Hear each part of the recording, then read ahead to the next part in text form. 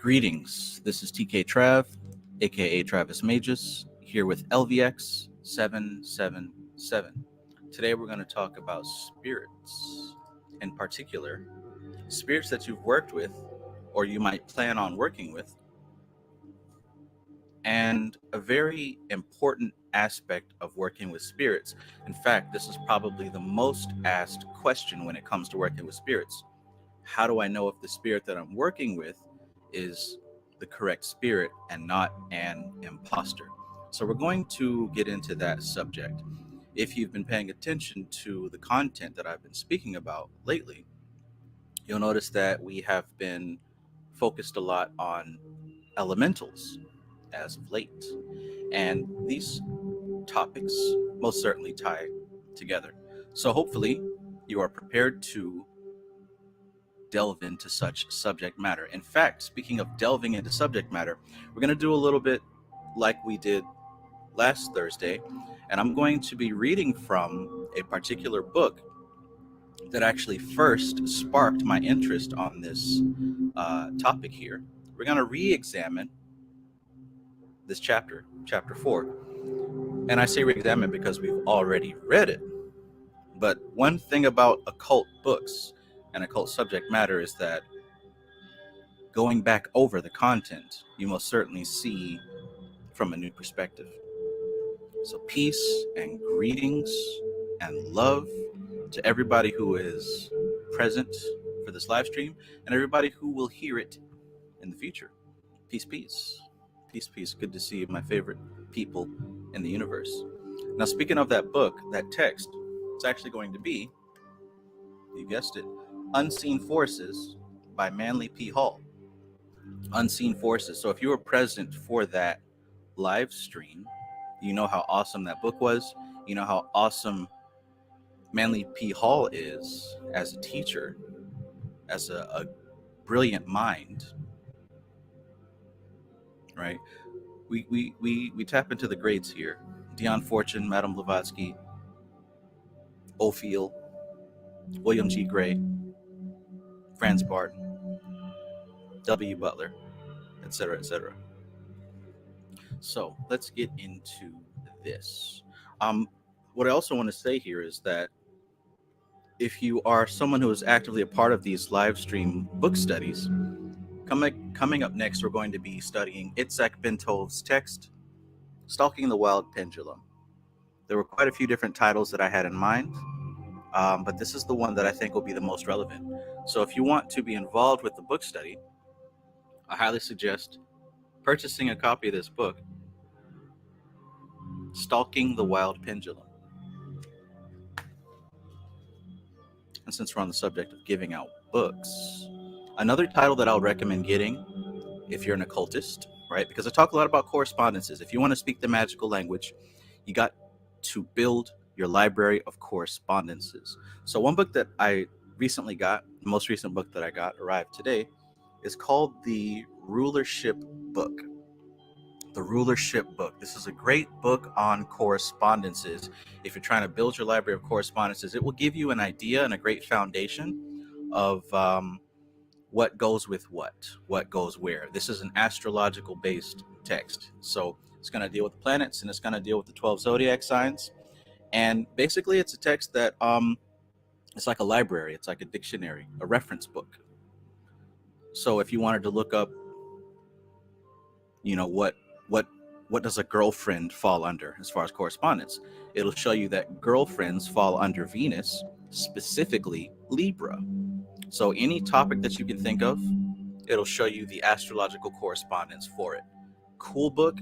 Grab it if you're an occultist looking to build your library there. All right. And of course, one other thing. It was recently my birthday. But, you know, as a Gemini, the whole week is mine. So thank you for all of you who have wished me happy birthday. And thank you for those of you who have donated towards my birthday gift fund, which is a new phone. So if you have it and you'd like to help me out here as far as getting a birthday gift, I'm going to add a link in the chat. And And if you'd like to help me as far as getting this birthday gift, you can just donate to this link in the chat. Happy birthday. All right. So those are the announcements, so to speak. One day I'll work on the whole, if you're new to this channel, I do XYZ, and this is why you should subscribe. Almost there. So, let's see. Let's get into this imposter spirit thing. Chapter 4 of The Unseen Forces. Framestar Films, peace. Kevin Wise, peace and greetings. 223 Soldier, peace. Good to see you. MC Maestro says title again. What is it? Yeah. As far as the correspondence book, is that what you're asking? Yeah, that's it. The rulership book. And this was written by Rex E. Bills. That sounds like bend over or icy wiener. I feel like I'm saying something that I don't get the butt of the joke. Rex E. Bills. The rulership book. It's an older text, but from what I have seen before this live stream, pretty relevant. That's why I suggest it. He said Rex E. Bills. Yeah. We grow natural family. Peace and greetings.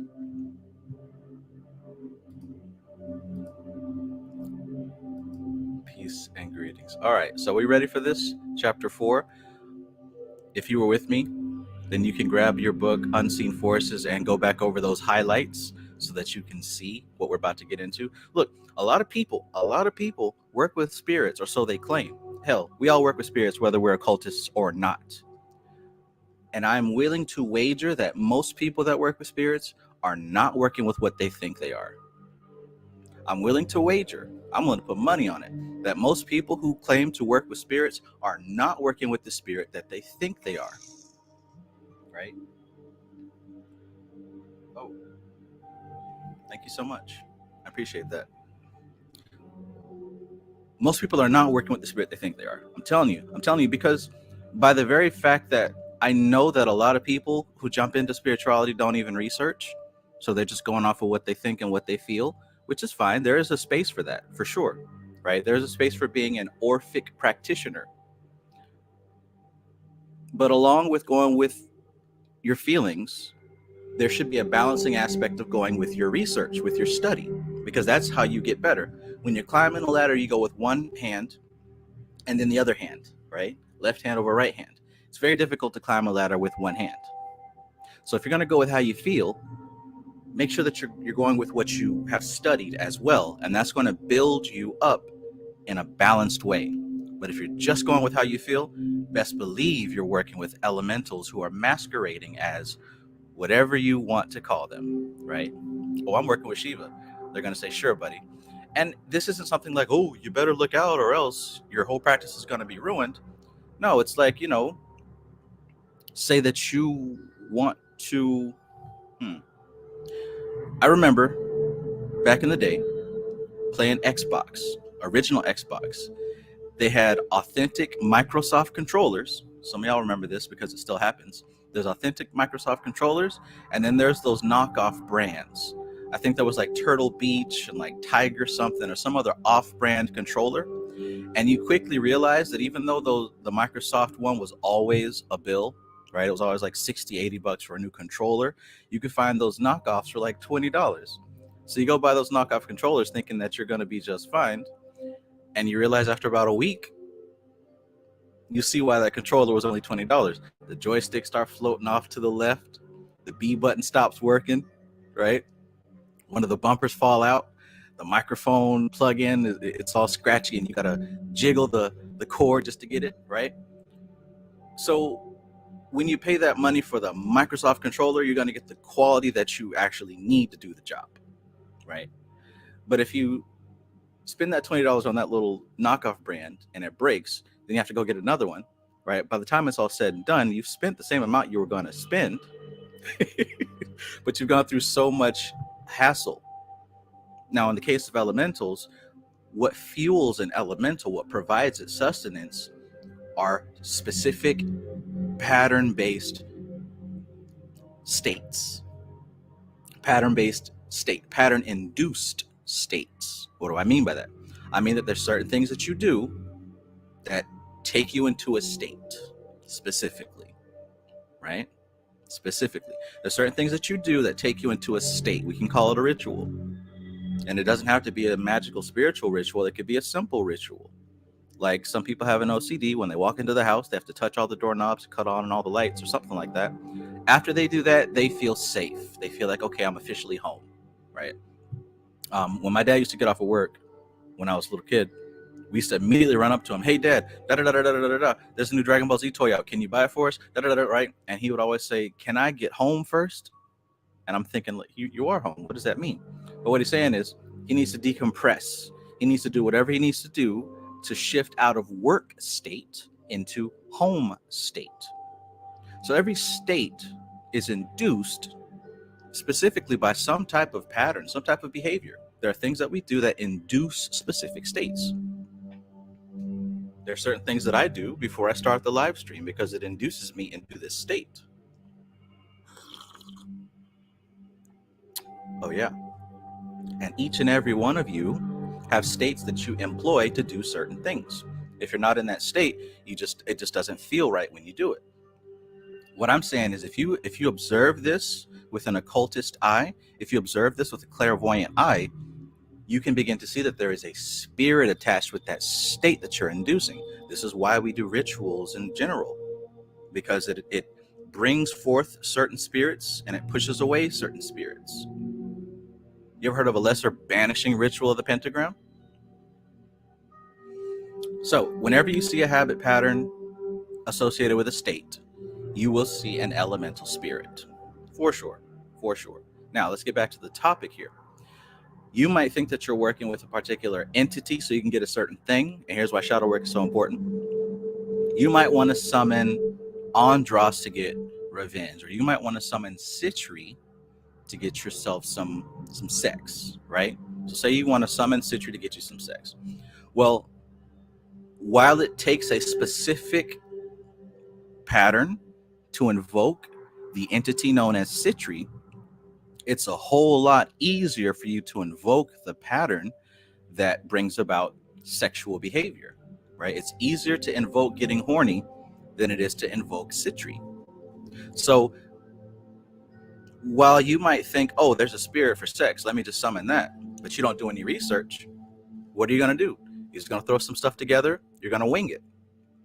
And in the process of winging it, you very much are going to attract those same sexual spirits that you've attracted in the past. But see, now you're giving them a shape, you're giving them a form, you're giving them an outfit to wear called Citri. Because you think that, oh, if I just look at this picture and this sigil, I'm going to summon this entity. Well, what you're actually doing, since you're not really investing the necessary prerequisites to get that specific entity, is that you are conjuring up the normal horny spirits that you already conjure up. It's just now you're giving them a more solidified form and a specific task, right? So these particular spirits have already been around you, floating in your aura. Hell, you probably invoke them on a daily basis. But see, now you've given them more purpose and more direction, right? The magician card. And in doing so, they will take the form of the spirit that you think you're working with, especially if you're skipping steps and winging it. And you can still get results for sure. I'm not saying you can't, but what I am saying, this is the difference here, is that when you invoke these elementals, they're going to still they're going to require and expect the same feeding that you've been giving them all along. So what that means is, while you're thinking you're going to get some advanced results because you're working with a spirit that you've never worked with, you're actually going to get the same results and maybe slightly better because you're working with the same energy that you've been working with. Without the research, you're only fooling yourself. Let me know if that makes sense in the chat. Alligator. Peace, my friend. Peace, peace.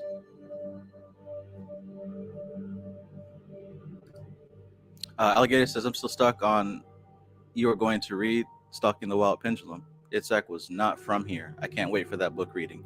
Yeah, that's an extraordinary book. Extraordinary. And I kind of kept it under wraps for a long time. I kind of kept it a secret. But I think now is the time to really whip this thing out. For sure. Great book. Zero. Peace, peace. Anna Molly. Peace and greetings. Good to see you. 223 Soldier says it's easy to tap into bullshit. Absolutely. 223 Soldier says if it was easy to tap into the good shit, every occultist would be living the perfect life because the information would be exactly what you needed to know. Yeah, and it's a two-sided coin. It's not just the information, but it's also the application of the information. There is knowledge and info on how to start a business and how to do this, that, and the third freely available to everyone. And there are some people who have that information sitting on their phones or sitting on their bookshelf. Right? You can have the info. That's half of it. The other half of it is actually applying that information. But yeah, it's a whole lot easier to just tap into the knockoff brand. We have Citri at the house.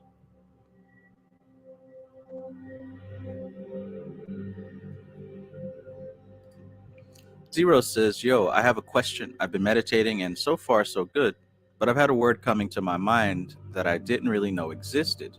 It kept saying Merkaba. Any help on that? Well, have you looked into that word? Have you looked into what that word might mean?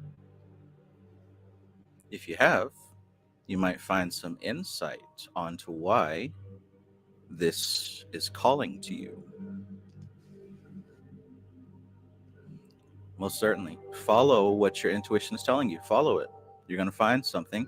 And then once you find it, grab a hold of it and utilize it. Metaphysical Samake. Peace, peace. And perhaps it means it's time for you to start working on that thing.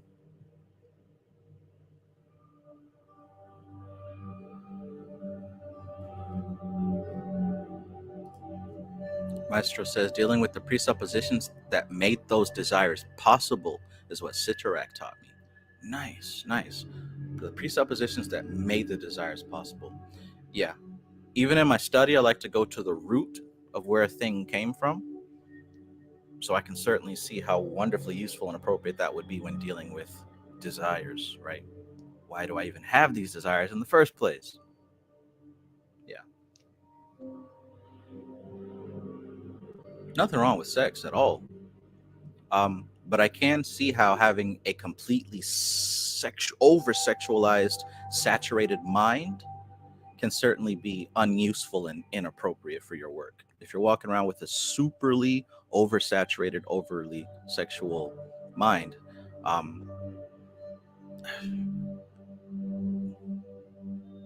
you're extremely limited in what you can pull out of yourself. That was a difficult lesson for me to learn, but thank God I learned it. And it doesn't help this world, you know what I'm saying, with social media and the waves, the hordes of all the rest of the overly sexualized people that you're surrounded with. It almost seems like this was set up on purpose, doesn't it?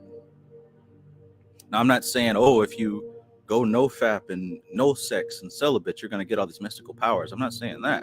But what I am saying is really analyze yourself with a sober mind and see if you can start to balance your behaviors, your thoughts, and your actions in such a way that you are not depleting yourself, that you are in harmony with your environment and with others, and that in every situation you are making this experience better than before you stepped into it.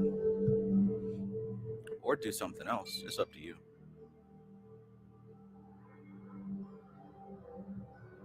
But no, we're certainly getting into this book here. Let me just check all these comments. So we're going to start with chapter 4.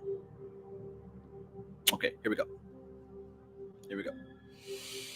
Chapter 4, Unseen Forces. So 6 days in says, letting go of elementals. Does that mean releasing it forever or killing it? I don't know about killing it. No. I mean, and how would you kill it? Right? How would you kill it?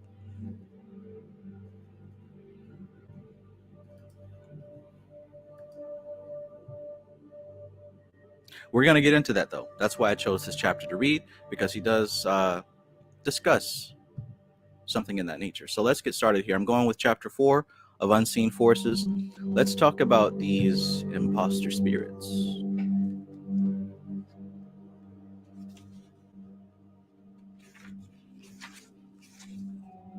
Perfect. So, chapter 4 of the Unseen Forces is titled Ghosts and Specters.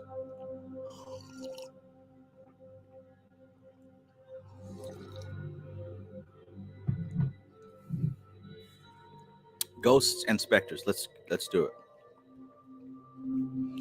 Besides the living inhabitants of the elements, there is another class of elementals commonly called shades, ghosts, or specters. We now group under a single heading as ghosts, both decarnated spirits and the shells which float lifeless in the essences of the superphysical planes. This is incorrect. For in truth, the word ghost, taken from the word gust, means a passing shadow or the reflection cast by the light upon the surrounding darkness. All right, so right there he defined ghost in relation to all this. And he's differentiating that a ghost is not a elemental, so to speak. All right. So decarnated spirits and shells which float lifeless is not the same thing as an elemental.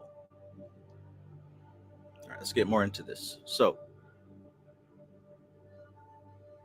Jehovah, the God of form, check that out. Jehovah, the God of form, hence why we have Yod He Vav He, Tetragrammaton, the four elements. Jehovah, which means the God of form.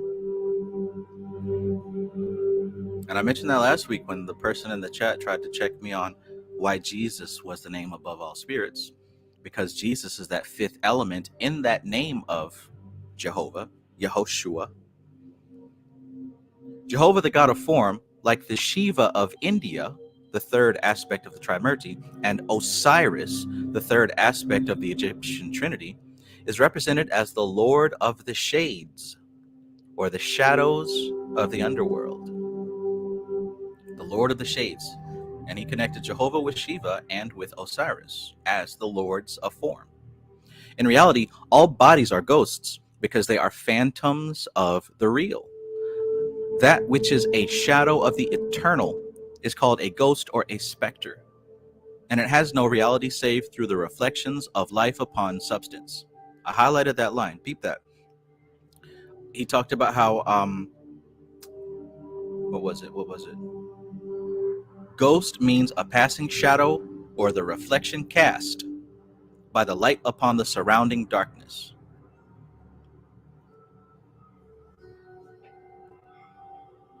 So in reality, all bodies are ghosts because they are phantoms of the real. That which is a shadow of the eternal is called a ghost or a specter, and it has no reality. Listen, it has no reality save through the reflection of life upon substance. That's why I say when you're dealing with these elementals, they're existing through you, right? They have no life without you. You give them space to be. That's why I say that the states that you enter into is their presence. So when you're doing some type of habit, whatever it is, whatever state that thing puts you in, that's the elemental having its existence through you. This isn't necessarily something that you choose to do today and maybe not tomorrow, in so much as you choose to get a specific brand of iced tea, Arizona or Lipton or whatever. Any habitual recurring habit pattern is the experience of an elemental. Follow me so far?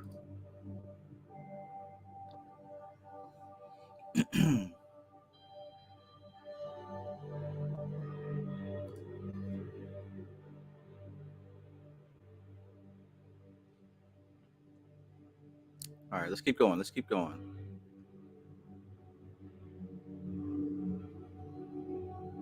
Peace, peace, Black Wraith. All right. And by the way, if you like this content, hit the like button. Oops, I meant to take that off. Here we go. So let's keep going. Over graveyards at night, there hang globes of phosphorant light and wavy draperies of phosphorus. For the human body, when disintegrating, creates a luminous mist.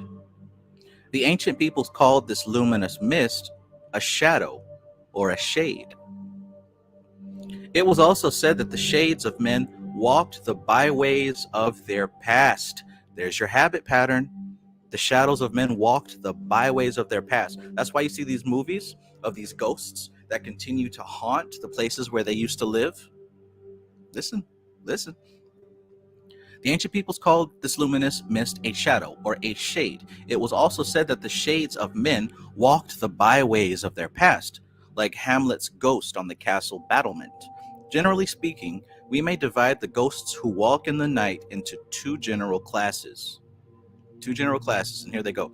First, there are the disintegrating bodies of decarnated intelligences. Man dies not once in nature, but many times. He sloughs off not only a physical vehicle, but later also an etheric body, and an astral body, and lastly, a mental body. These are cast off, the densest first, like the layers of an onion. When cast off from the spiritual monad, each of these shells floats in its own essence of being for a considerable time before entirely disintegrating, because the subtle essences of nature preserve for many ages the bodies of which they are composed in the same way that alcohol preserves flesh. The essences of nature are filled with slowly decomposing bodies which were cast off after their experiences and had been incorporated into the spiritual organisms of man. Okay, right? So, of all the people who died, right, who are dying and will die, there will be a disintegration process that's continually happening. See, there's life on different levels and different vibrations. And right now we're experiencing life as walking people, breathing people, living people. But there's a degree below that of dying people. And that's a whole reality, right? Then there's a degree of what we would call dead people. And that's a whole reality. And then there's an unborn. And then there's other levels where the other aspects of the person go. Your etheric self, your astral self, your mental self, right? So there's a gradient. Just like if you look at the color spectrum from ultraviolet to infrared, there's a gradient. All of reality is a gradient. Let's keep going. So the essences of nature are filled with slowly decomposing bodies which were cast off after their experiences had been incorporated into the spiritual organisms of man.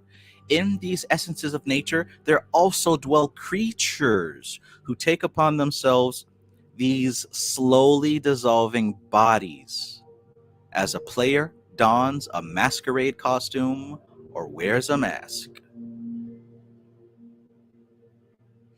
These masquerades are usually the elementals of the ether. So that right there that's the fifth elementals. So these are the fifth elementals. These masqueraders are usually the elementals of the ether. The ghosts seen are usually etheric bodies from which the spiritual consciousness has fled. So these ghosts that we see are usually etheric bodies from which the spiritual consciousness has fled. So basically it's an etheric body where the consciousness of the human being has left it already. Right?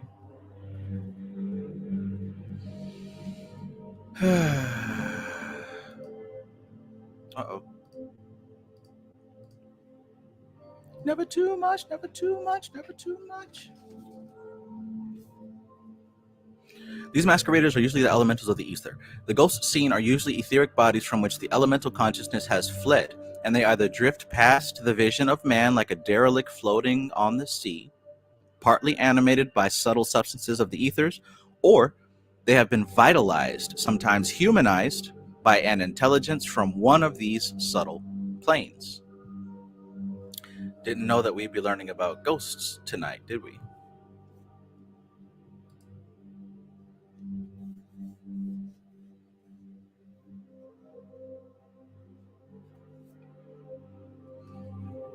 Fergori says, so if you have no habitual pattern, there may be a lack of spiritual powers within ES. Well, that's the thing. Nobody does not have a habitual pattern. Like, being an animal means that you have habitual patterns. That's how you eat, don't you? You drink water, don't you? You go to sleep, don't you? You breathe, don't you? Expand the definition of habitual pattern. I'm not just saying drinking Coca-Cola.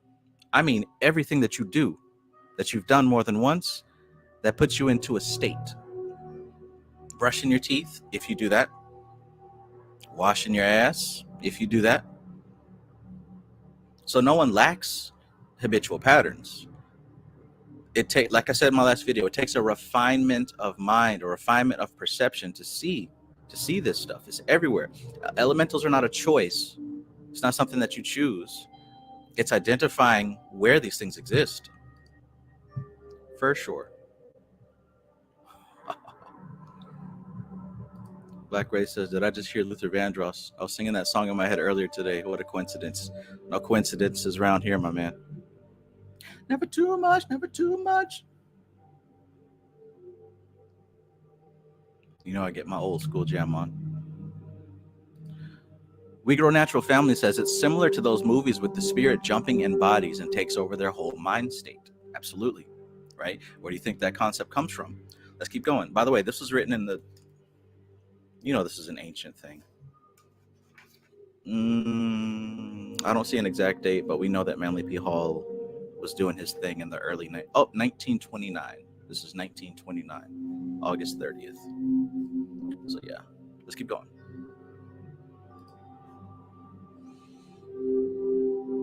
So, people say the vision I saw was not a floating corpse. It moved. It raised its hands and looked at me.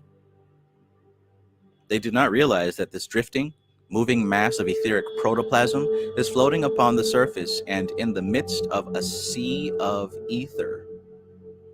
If one could walk upon the ocean bottom and see the great waving branches of seaweed dimly outlined in the pale green light, he would see a lifeless substance, incapable in itself of locomotion or animation beyond the vital principle of propagation. In other words, the seaweed that's flowing and waving and drifting down there, it's not moving like that on its own. It's moving like that because of the water around it. The currents of energy are passing through that water, causing it to move. Likewise, how these things move through the etheric plane.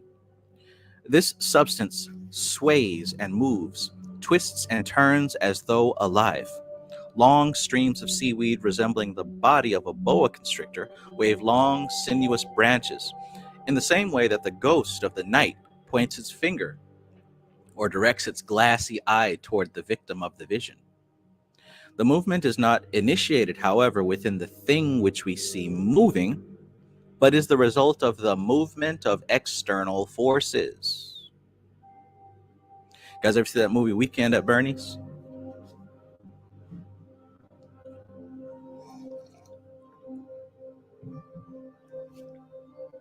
Was Bernie dancing around because he wanted to? Did Bernie put them shades on because he wanted to? Wake up. Why'd you put the keys up on the table? Here you go, create another fable. You wanted to. I don't think you trust. I don't think you trust.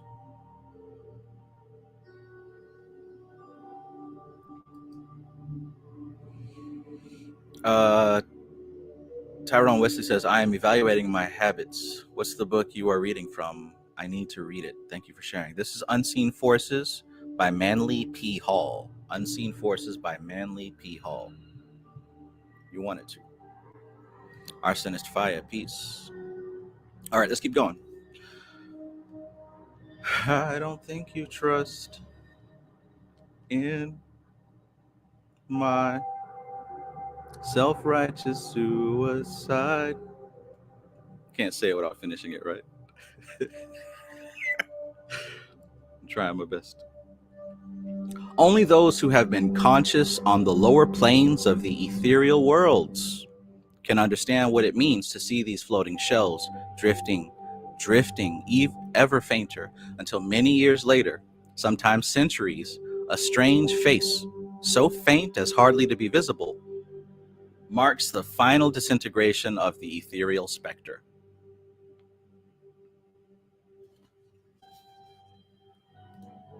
223 Soldier says, can elemental spirits be the reason of anxiety or OCD? Absolutely. Absolutely. That's the message I'm trying to deliver here. So imagine trying to treat this thing with chemicals only. Possession.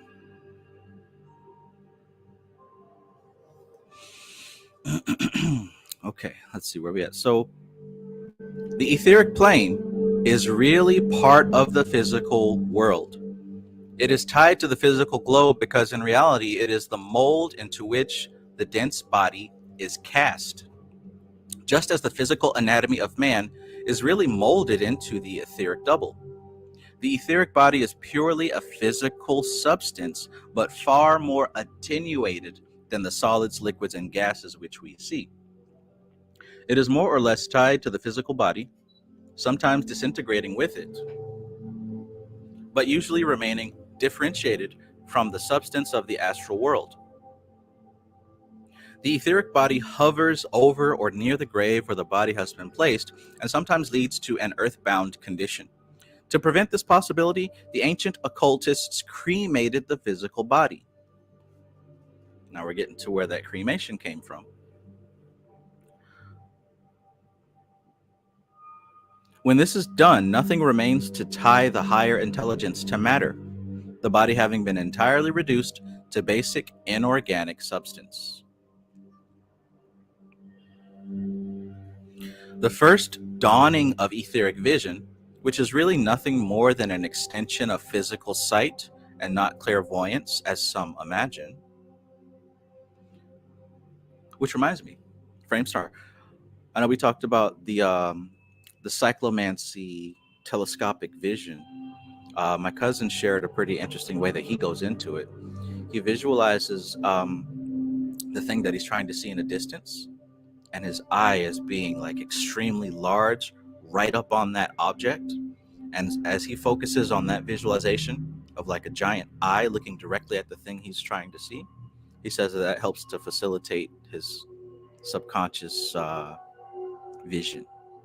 Something neat to try there if you're working on your remote vision. But back to this, the first dawning of etheric vision, which is really nothing more than an extension of physical sight and not clairvoyance, as some imagine, brings man into the world of specters, the borderland between the physical and true superphysical worlds. Here, he sees these forms in flowing draperies formed out of the fine atoms of this world, seething and twisting, Dantesque fashion, in endless clouds.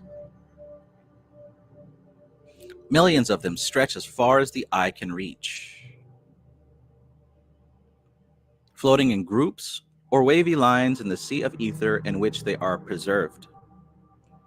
In the endless march of time, they are slowly reduced, however, the atoms returning to the etheric world in the same manner that physical atoms finally return to dust. And as the physical atoms are incorporated again into ever-changing bodies, and as that which was once in the body of man may next appear in the organism of plant or animal, so the ether which was once attracted by the centers of etheric consciousness to build a body, when dispelled by time, finally gathers itself into new forms. Let me read that again because I highlighted it. And as the physical atoms are incorporated again into ever-changing bodies, and as that which was once in the body of man may next appear in the organisms of plant or animal, So the ether, which once was attracted by the centers of etheric consciousness to build a body, when they're dispelled by time, they finally gather themselves into new forms. So when your chakras stop spinning, that's when your etheric body starts to dissolve and go join something else. Matter's not created or destroyed, neither is ether.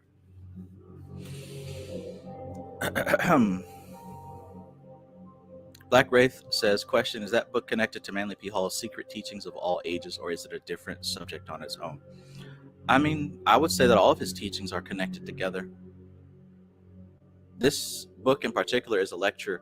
I don't know the timeline of him writing his texts, but yeah, I guess I'd say yes. Alora, peace and greetings. Thank you so much. Alora says, ooh, like in the vampire lore, you have to cremate vampires or stab them so they turn to ash. Yeah, so they no longer have that anchor.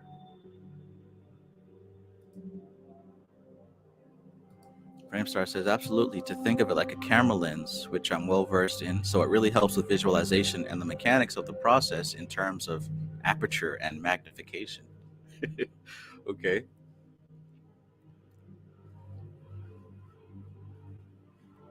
Nice. I love how you can take what you know and what you're already well versed in, and then take that symbology and those metaphors into your practice. And what that has a side effect of doing is it makes your mundane work spiritual. It's like you're blending the two. Reminds me of my meditation today on Shakti. They keep repeating and echoing to me, focus on me, that third eye. So when I meditate on these deities and I focus on that third eye or that Bindu point, I see myself going into that third eye and filling up their body with my substance. Right? I see the image of that deity, but myself in it. And then on the other side, I see that deity entering me, filling me with their substance. So it's like that yin-yang effect. They say, focus on me, and I see that third eye point as something that I go into and become them, and they come out of and become me. I completely forgot why I said that.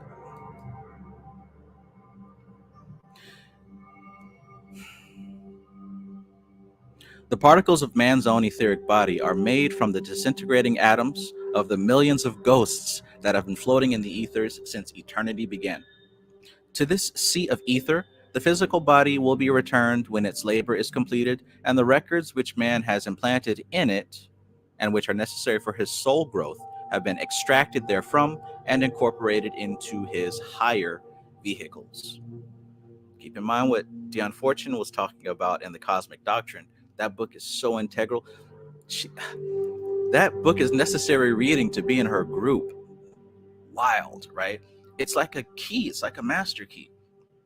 I suggest reading the Cosmic Doctrine again if you have a physical copy. It's a master key because when you go back and look at everything that you've studied thus far, things will take on a whole new meaning. And patterns are so important and so integral to this whole thing. When you look at what she mentioned in her book, The Cosmic Doctrine, about how when something is set in motion, it continues in motion forever. Now, you actually observing it and seeing it, that might change, but the force behind it going into motion goes on forever. That explains why life is we can interpret and see life based on the habit patterns. All creatures that live exhibit habit patterns. That's how we know what kind of life it is. Even microscopic entities with no brain, the things that live in water and live in your blood and on your eyelashes, they exhibit pattern. Like life is pattern, is it not? And that's why they're children and their progeny, and when they reproduce and create more of themselves, when they replicate, they perform the same patterns, don't they? All dogs do dog stuff. All cats do cat stuff. all men do men stuff and all women do women stuff, and all black men do black men stuff and white men do white men stuff, and it gets intricate. That's where we get these stereotypes. She used the word stereotype because when these things perform their patterns enough, it gets imprinted into the ether, and when life force trickles down from the center and enters those pathways of pattern, they take on the qualities of the pattern. You got to read the Cosmic Doctrine. It just makes everything else make sense. Hope you're paying attention when we were doing that book read.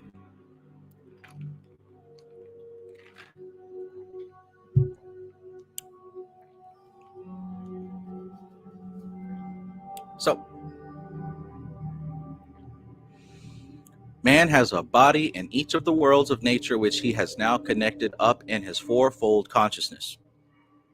The whole gamut of his expression, as manifest through form, growth, motion, and thought, are inspired by a complete organism, which in man is called a body, and in the grand man, a plane of nature. When you think of the grand man that he just mentioned there, you can think of that great entity that Dion Fortune talked about, the dreamer.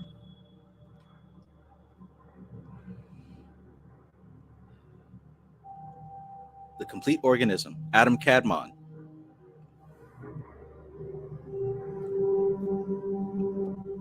So the whole gamut of this expression,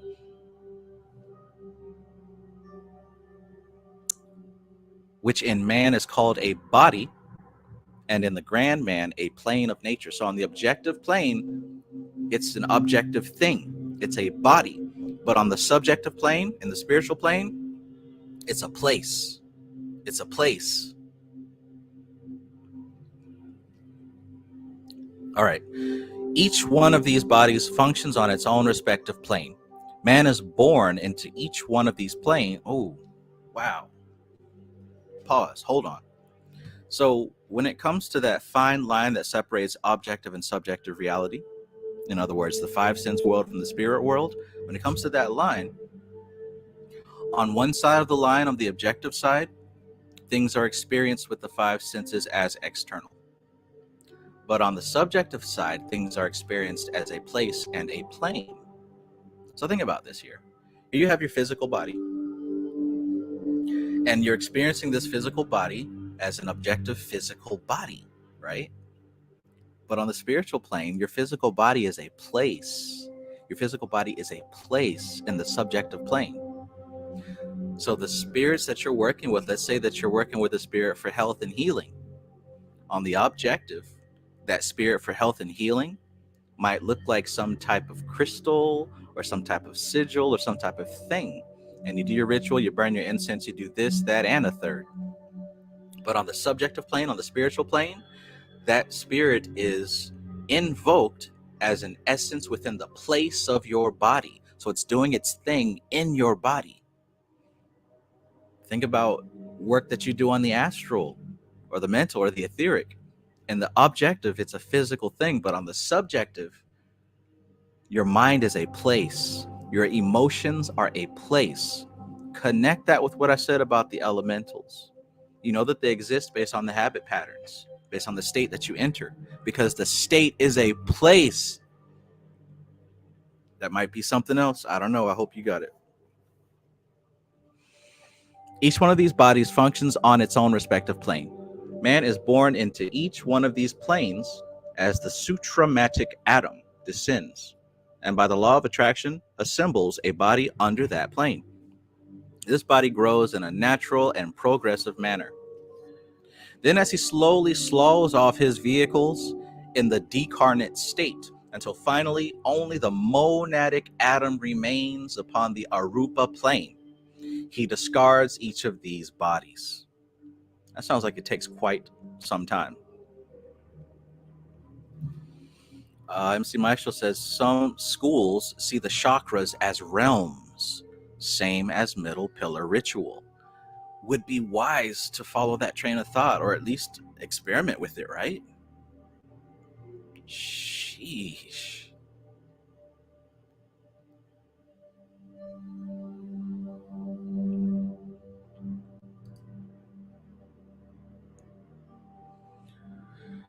Rainwater. Peace, peace.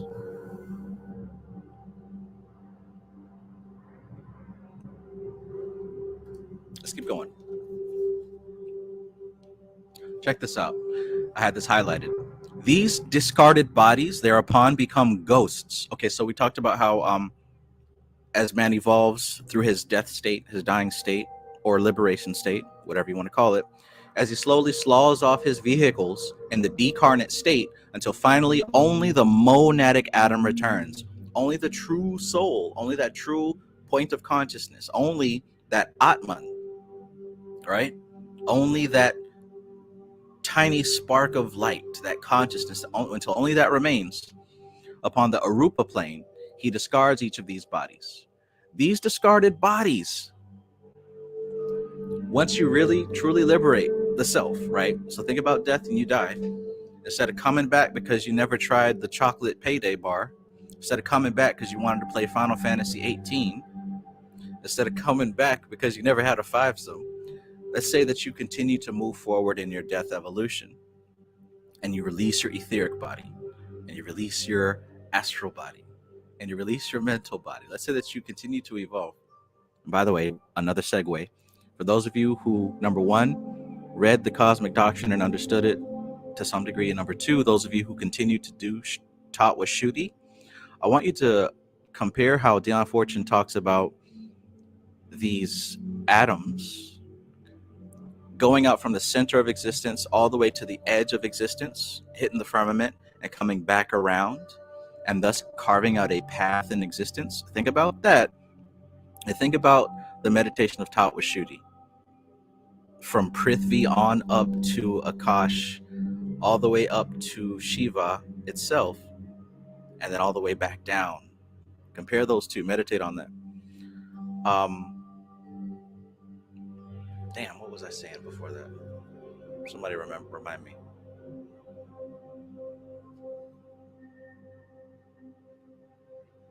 Though as he slowly saws off his vehicles in the decarnate state until finally only the monadic atom remains upon the Arupa plane, he discards each of these bodies. Okay, thank you, MC Maestro. The payday, the Final Fantasy, and the 5-some become the payday, Final Fantasy, and 5-some Buddha, right? So instead of coming back to do that, right, let's say that you release all that stuff. You let go, you ascend to this plane, you let go, you leave behind your astral body, you leave behind your mental body, you leave them behind. What Manly P. Hall said before was they take time to start to disintegrate on their own. And hell, if you've released them, not your monkeys, not your circus anymore, right? You've got what you need out your physical body, your etheric body, etc.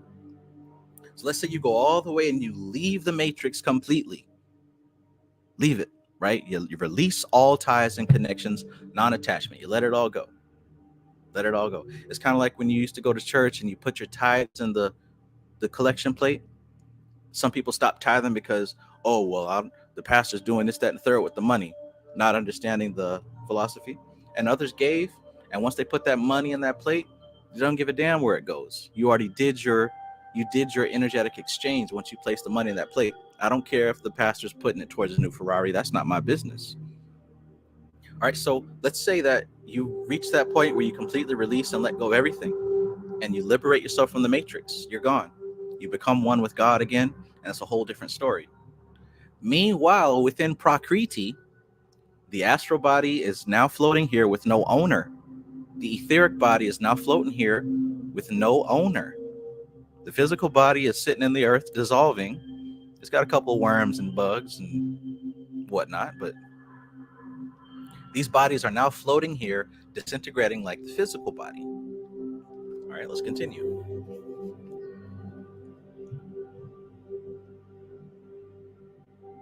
These discarded bodies thereupon become ghosts or shells in the superphysical world, just as the physical body, when the spiritual ego has departed, becomes a lifeless thing, preserving the shape of the living creature, but without consciousness or intelligence. So, the physical body in the grave is still there, it's deteriorating. It's keeping the form for as long as it can, but those biological processes are happening. There's no intelligence in that body anymore. There's no consciousness in that body anymore. The same thing is happening to the etheric body. It's keeping the form and the shape of you. Same thing with the astral body. It's keeping the patterns of you. It's keeping the states of you. It's keeping the forms of you. You see where we're going now? But there's no consciousness there. There's no intelligence there. You getting this? If you can think ahead, you can connect how this has to do with imposter spirits. It becomes a lifeless thing, preserving the shape of the living creature, but without consciousness or intelligence. This process had for its ancient symbol the moon, which is, in truth, a ghost, its intelligence having incarnated into the earth. This man called the moon a ghost. Okay. Ashley B, peace and greetings. Ashley B says, reminds me of an echo, right? Patterns, once it's set into motion, it doesn't stop, right? Even after you have liberated yourself from out of the matrix, all the patterns that you set in place continue. Think about karma now. Think about sin now. Think about the elementals that you create, your good luck and your bad luck, etc., etc. We thinking about this on a higher level here, right? Good stuff. An echo. An echo. This process had for its ancient symbol the moon. And when you look at tarot, a lot of people define the moon card as deception, right? As deception, as illusion. Well, this is why.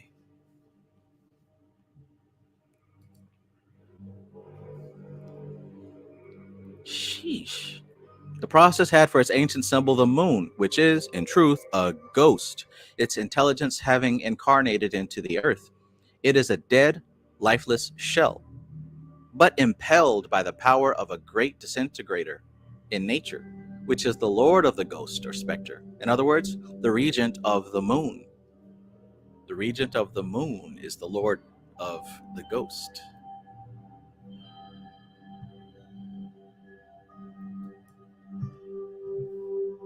Again, there is the earthbound spiritual consciousness, which sometimes visits the living, but in this case, usually through the lower astral body. Consequently, it is never, ooh, gosh. So think about people who, like those movies where like a woman and her lover who died, how she's still connected with the lover, and like he might visit her or she might see him, or you know what I'm saying? We're looking at the story of a shade, of a habit pattern, and the connection to that habit, even if it's without the consciousness, even if it's without, oh man.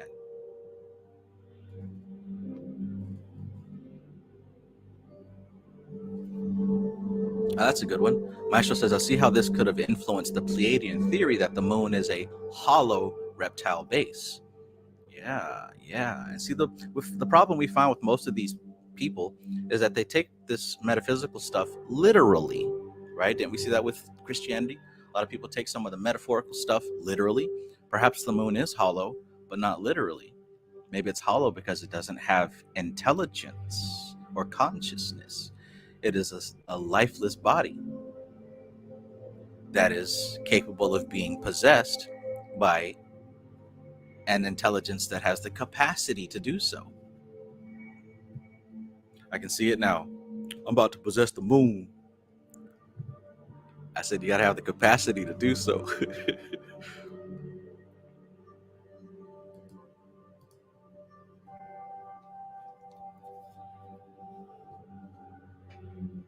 Hot dog down a hallway.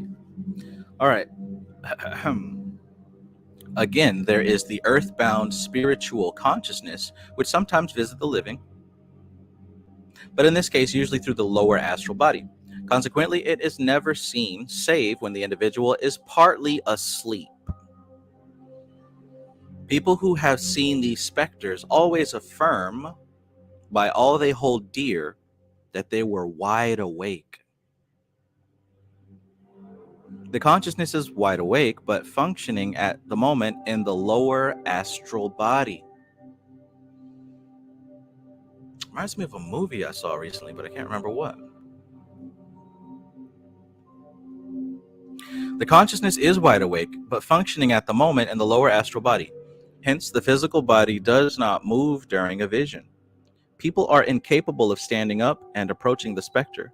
They think and are alive and awake, but always in a dream-like state in which they are partly under the dominion of sleep. At this time, the physical what was that? Was it a dream or a memory? Hmm.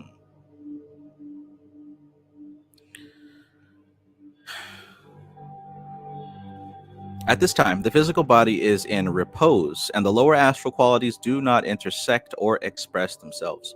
Then many people become slightly clairvoyant and see the ghosts and specters of this world. The specter usually takes a form outlined in gray, hooded in a dun-colored or gray garment, and surrounded by a bluish-gray light. Cheetah Kasha. We know by now that when we see bluish-gray light, we're usually talking about a vision within the Cheetah Kasha. Shout out to Dharana Darshan, those who know. The specter usually takes form outlined in gray, hooded in a dun-colored or gray garment, and surrounded by a bluish-gray light.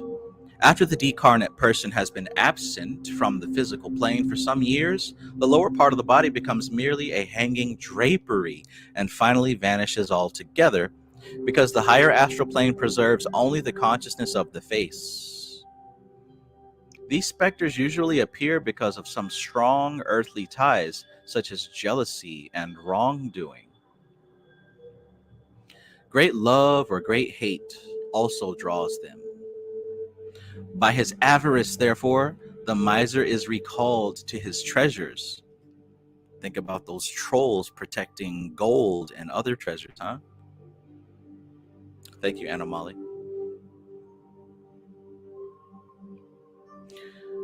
These are the phantom forms which curse old castles with their presence, like the famous ghosts of Hampton Court and the ghost of Hamlet's father. Once they are freed from the pangs of conscience or unfinished work, these specters disappear because the consciousness dies out of the astral body, and this body becomes merely a shell. The shell is then often assumed by elementals. Here we go. The shell is often assumed by elementals which continue to haunt the places where the spirit itself once did. A great percentage of the visions seen by mediums are merely these etheric shells vitalized by an elemental of the astral or etheric worlds. Uh-oh. Uh-oh.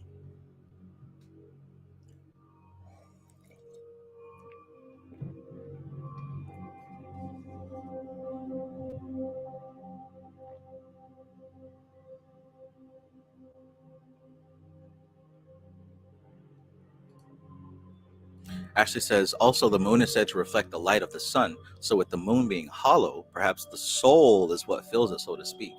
Whoa.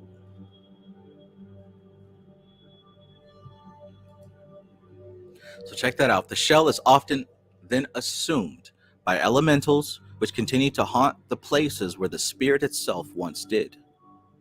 A great percentage of the visions seen by mediums are merely these etheric shells vitalized by an elemental of the astral or etheric worlds.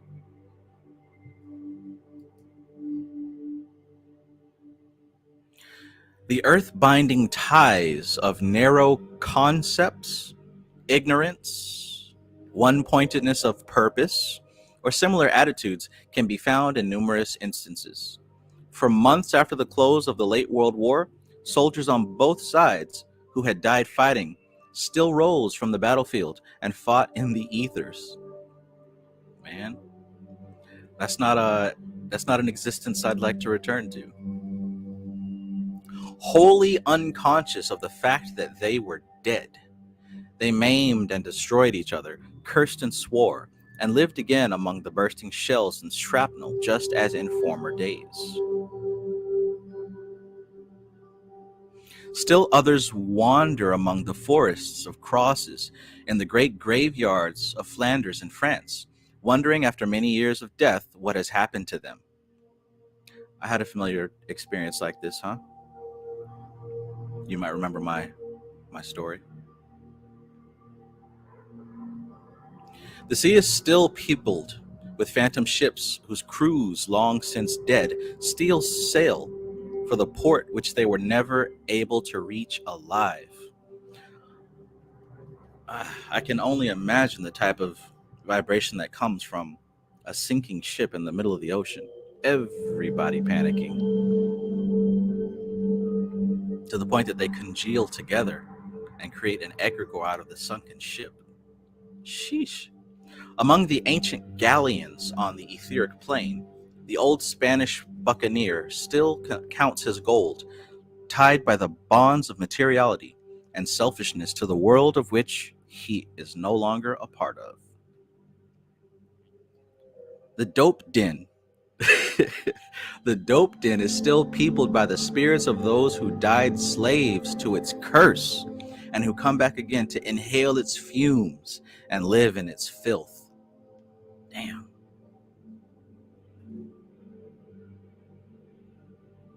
The dope den.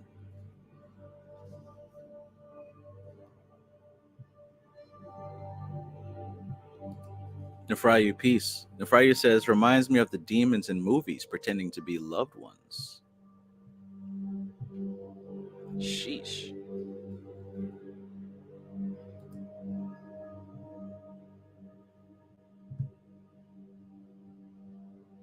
Ooh, look, we got one.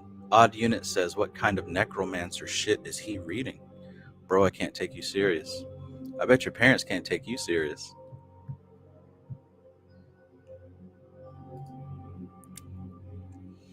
Goodness gracious. All these facts teach a great lesson. The answer to the problem of the earthbound is twofold. The first is right living, and the second is non-attachment. Non-attachment. Those who have done their best in this world need not worry nor come back to beg forgiveness, nor haunt the footsteps of those they wronged, waiting for liberation. Those who are not attached to the things of this earth go straight about their master's business in other worlds as well, and go on fulfilling their duty. Then again, if the people of this world would, in spirit and in truth, release the dead, they would not be surrounded by the specters who wail and pray, held by a force they cannot understand. When we weep for the dead, when we long for them to come back, we draw them from the master's work and surround ourselves with phantoms that can never return, but whom we can hold and divert from their life duty. Damn. So we're talking about non-attachment on both sides. Right living and non-attachment. I highlighted that whole paragraph.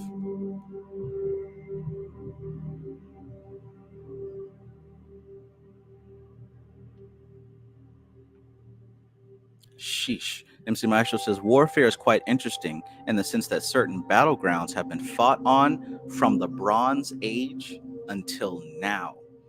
Yeah, that is highly suspect to me, right? Highly suspect.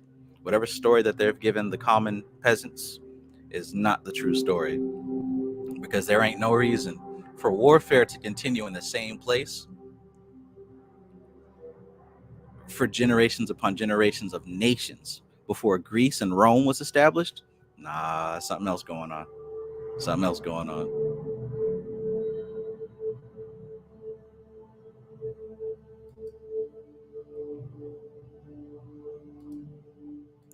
Two Soldier says, if time is an illusion, doesn't it mean that the ghosts are also the living people's spirits?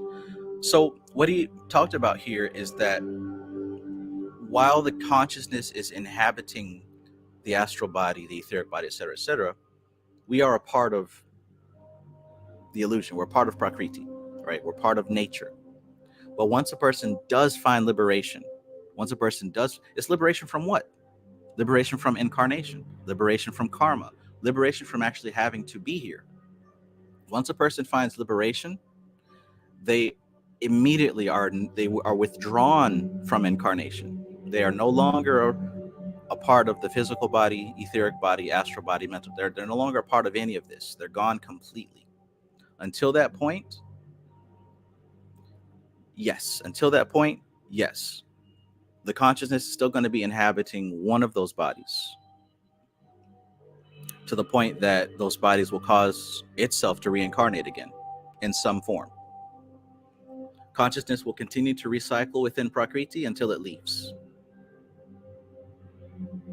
So in this particular case, it depends, right? Because the process of death and disintegration is gradual from the physical body, then the etheric body dissolves, then the astral body dissolves, the mental body dissolves, and the process starts over again.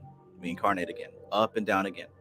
Now, if you start learning this information and start taking it to heart, then there are some hypothetical ways that you would retain consciousness in one of those bodies closer to incarnation.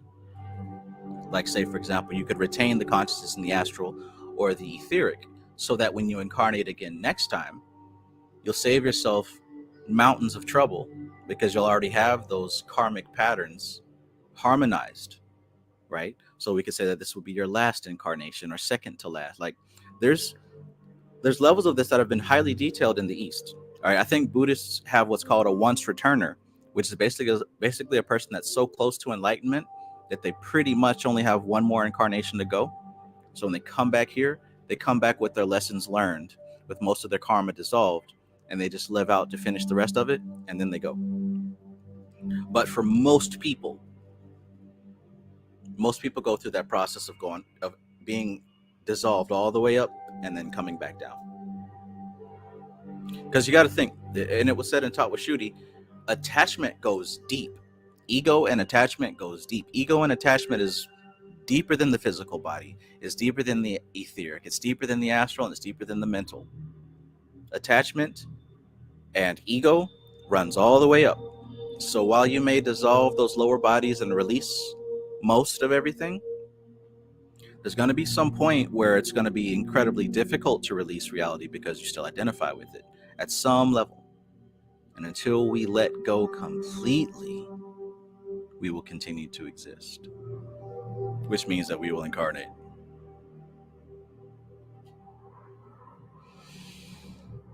I hope that answers your question, at least to some degree.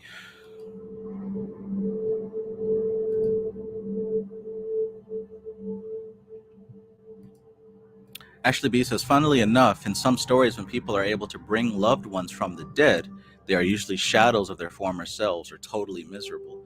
Yeah. You see that a lot as well.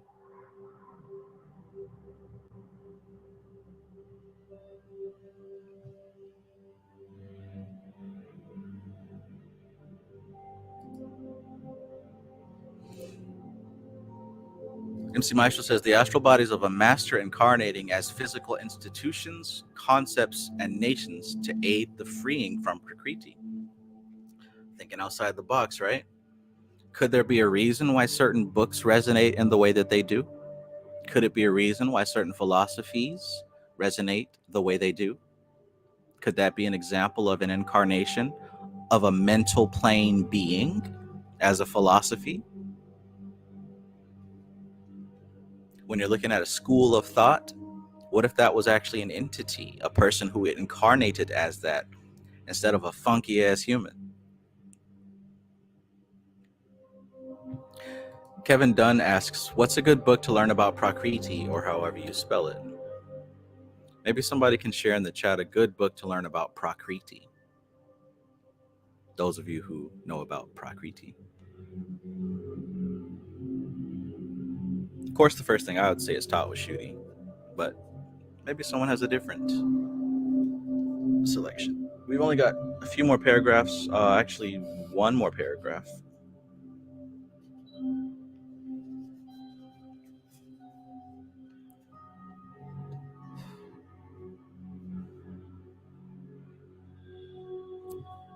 All right. We grow natural. Who else is up with me? Who's up with me? Give me something in the chat. Give me a like button.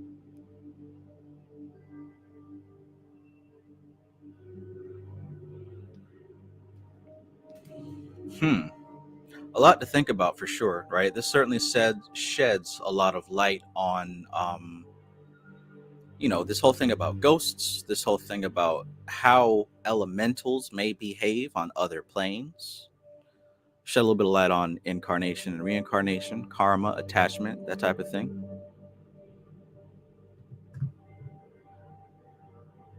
Let me read that paragraph one more time. Take a quick break so I can refill this coffee. It says that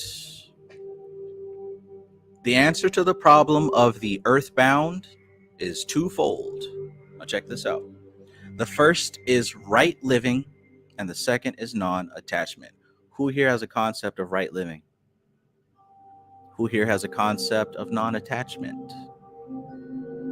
Got to have the concept of those things first. Then you have to invoke them within yourself. The first is right living, and the second is non-attachment. Those who have done their best in this world need not worry, nor come back to beg forgiveness, nor haunt the footsteps of those they wronged, waiting for liberation. Those who are not attached to the things of this earth go straight about their master's business in other worlds as well, and go on, fulfilling their duty. I've seen 100 people online talk about, oh, I ain't never coming back. I ain't reincarnating never again. Okay, you say that in one breath, and then you go to the next page and start ranting and raving about the things that you're attached to and identify with deeply. We got to build an economic plan. We got to get together as a people and create a solution, right? And all that other stuff that you're attached to and identify with. Yet in the same breath, you're going to say you're never coming back. You're going to have to pick one. You're going to have to pick one. Are you a human having human problems? Or are you on your way about your master's business, about your father's business? And if you're a human having human problems, I feel bad for you, son. Got 99 problems, and a human problem ain't one. If you're a human having human problems, that's fine. That's what you're doing right now. But if you're someone who is ready to move on to the next levels of existence, you're going to have to detach from humanity. Like, there's got to be a point where you said it all, you done it all, you experienced it all to some degree, right? You may not have literally done it all, but when you start seeing that everything is just a degree of everything else, things start to quickly lose their excitement, right? There's a lot of things, oh, I got to do this, and I got to do this before I die, and I got to do this and that and the third before I die. When you can start to see that it's really all the same, right? You're on your way. Oh, I got to go to France and see the Eiffel Tower, right? But you start to realize that all places are mostly the same for the most part. I mean, what's different? The air might smell different. The people might speak a different language. You're still going to have the same types of people everywhere you go. And that's something you don't know unless you've traveled before, right? When I went into the military, one of the first things I learned was that before I thought the world was full of like so many different unique people. But when I got to the military, I quickly realized, yo, he acts just like the person I knew back home. Yo, she acts just like the person back home. You start to see these recurring patterns. And you start to realize that there's only so many different selections of types of people, right? You can see the Eiffel Tower on the internet. But, that's something that's a level of understanding that you have to reach. You can't just accept that, because if you just accept that but don't understand it, you're still going to have a secret craving to go visit the Eiffel Tower, and then you'll go do it. And that's fine. But what I'm saying is, you don't want to have them secret cravings when you die. When your physical body dies and you still want to see the Eiffel Tower badly, that, to me, that sucks as a reason to have to reincarnate, because you never released the desire to want to go smell the French air and see the Eiffel Tower, right? Because you didn't come to a realization while you were alive that, it's just a pile of steel or iron or whatever it's made out of. Sure, there's a lot of emotional sentimentality to it, and it represents this, it's a symbol of that, for sure, right? I'm not taking that away. What I'm saying is about your experience. this attachment and this identifying with, let's harmonize that. Let's deal with that. Because if it's causing problems now, it's going to cause problems even when you don't have a body. I don't know about you, but ain't nothing here worth reincarnating. Nothing. I ain't found nothing yet. Not a video game, not a piece of ass, not a food, not an achievement. Ain't nothing here worth reincarnating.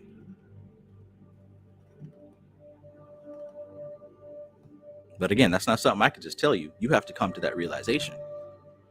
Once you've done it once or twice, you've done it enough to understand what it's all about.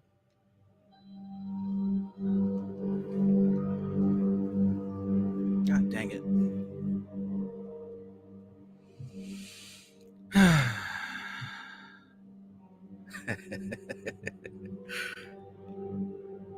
Ooh, that's a nice one.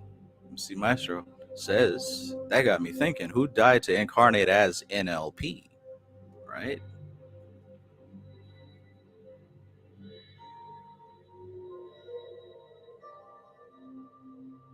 Ultra Instinct, peace, my bro. Ultra Instinct says, ever since Panic made those how to die videos, everybody kept saying that. Right.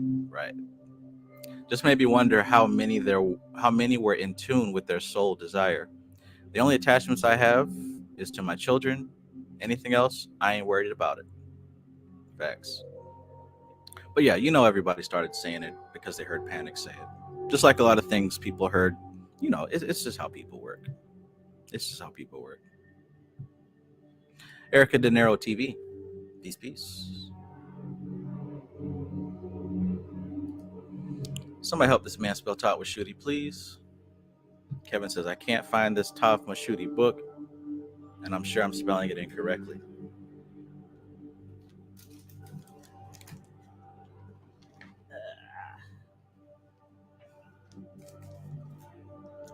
There it is. Spell it that way. TATTWASHUDDHI.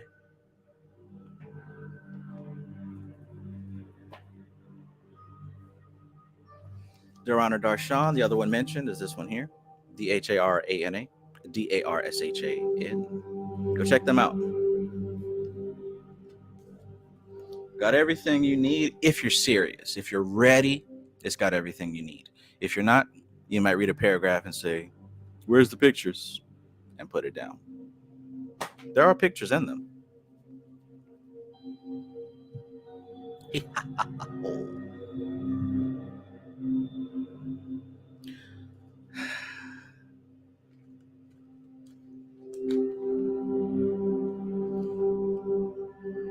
All right, try not to sing any old school songs. Black Race says, Brother Travis, don't forget to get your coffee. Right. Thank you. We begin to rock.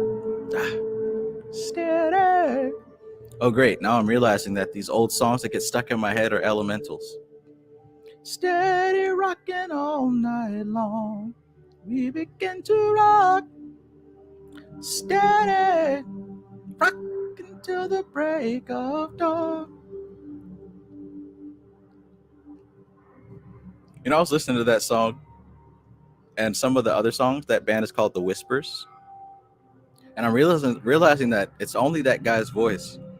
But there's 5 dudes up there dancing with afros. And I'm wondering, what did the other 4 guys do? Did he just bring his homies along? Because he's doing all the singing and all the dancing on all the videos. I'll have to check the album credits. I don't know. But hey, back then you could do that, right? That wouldn't happen nowadays. Nowadays, everybody wants to be the star. But see, back then you brought your close ones, right? You brought your your childhood friends. All of us are famous as a group. Even if I'm the only one that can sing, everybody eating. Different mindset.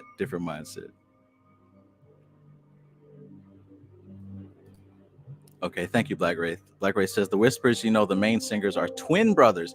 Oh, that's why it looked like the same guy. Twin brothers. Thank you. Now we got to find the other 3 folks. Okay. Thank you, Hazard Pie. Thank you. fresh out the coconut oil. We crispy right now. We crispy right now. Good morning to you. Steady rocking all night long, down to the limit, and then you change your mind. The two-step and twirl. What else classic? Classic. Anna says, nah, Kendrick did that at the end of the concert last night. Everyone was dancing on stage, LMAO. Okay. I usually keep my Fortnite friends to have me updated on the current events, but I'm not sure what you're talking about. I'll find out though. All right. Now I have to take my coffee break now. Be right back. If you have unseen forces, we're on page 36. We got that last paragraph. Straight Panther in the building. Peace, peace, my man. Peace, peace. Peace, peace. All right, so we're going to wrap it up, talk a little bit about these imposter spirits, and we'll be right back.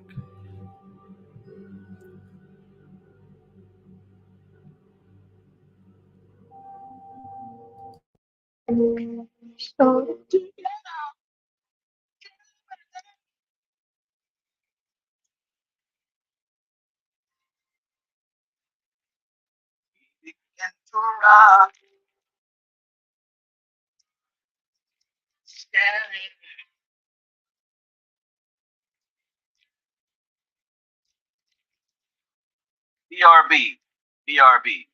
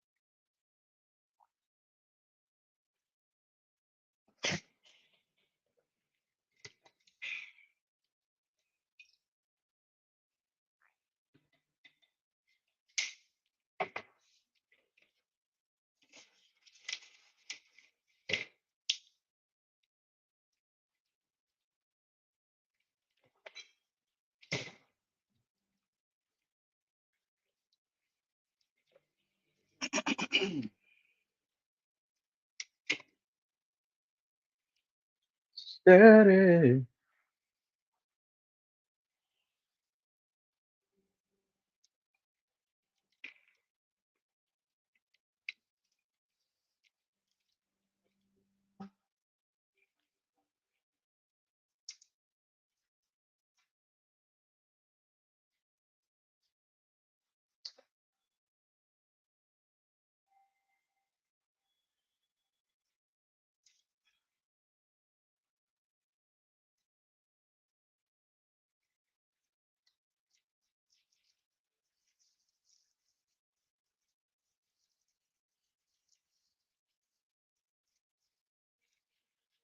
Steady rocking all night long. 2, 3, 4, 5. Sounds good.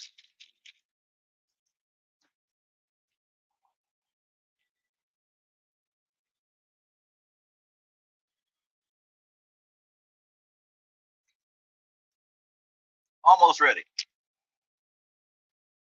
1, 2, 3,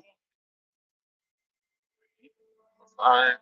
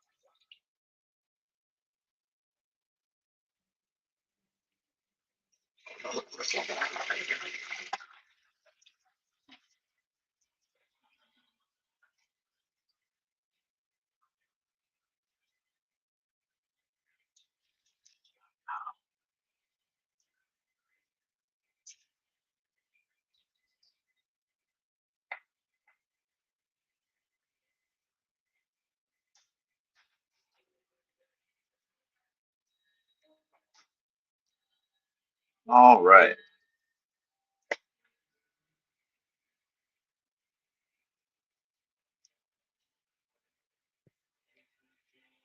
Are you ready, kids? Aye, aye, Captain.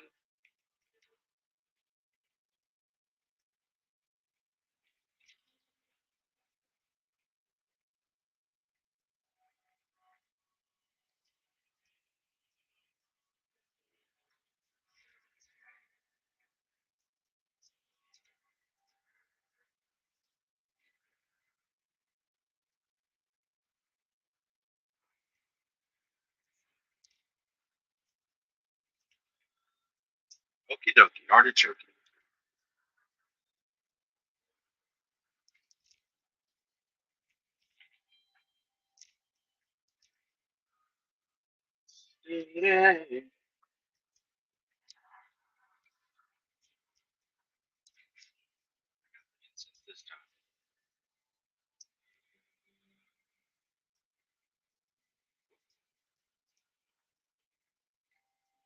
All right,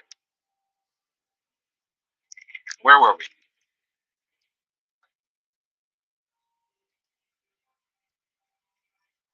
Peace and greetings to my people.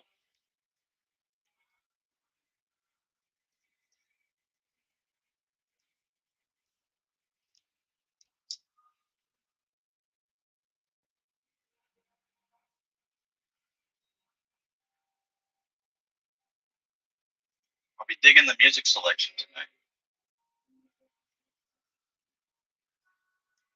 Figure we might travel to the dark side just a little bit.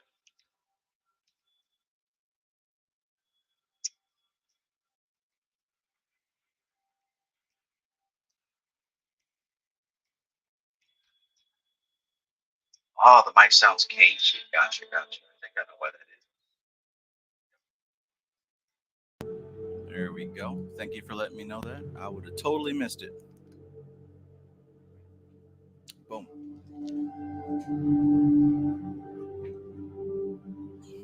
Okay, so let's get back to the text, shall we? Unseen forces. So, let's talk about this shell.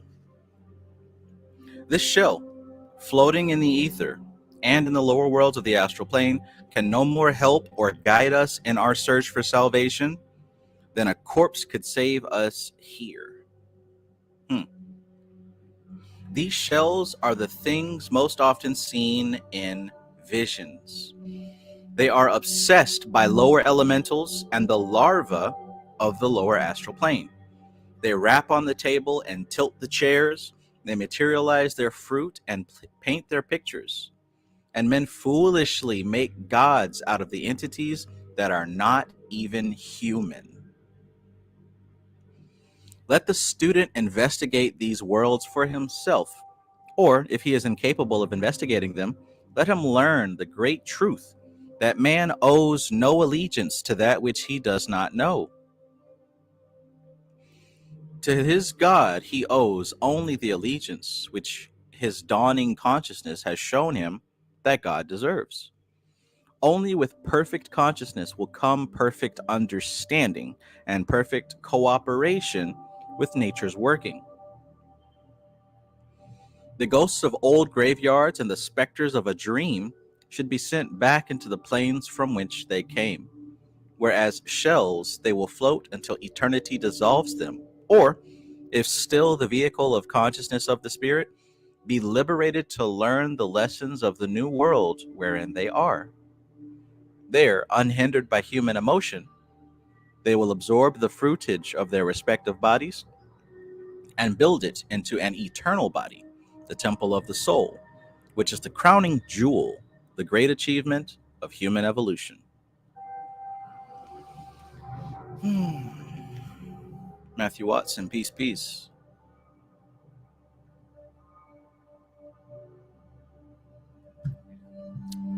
Interesting. Interesting. So has anybody here ever used a Ouija board?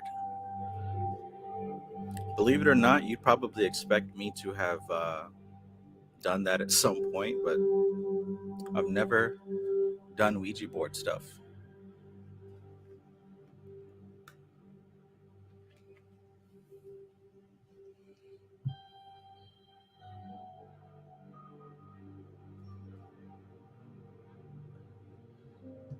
Let me see, my astral says I have one, but I've never used it.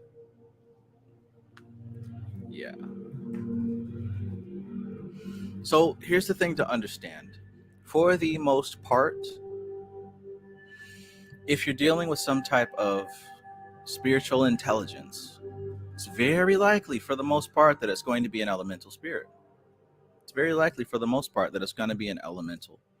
If for nothing else than the fact that they are probably the most prominent form of life in existence. You got to think, how many elementals does it take to create a human being?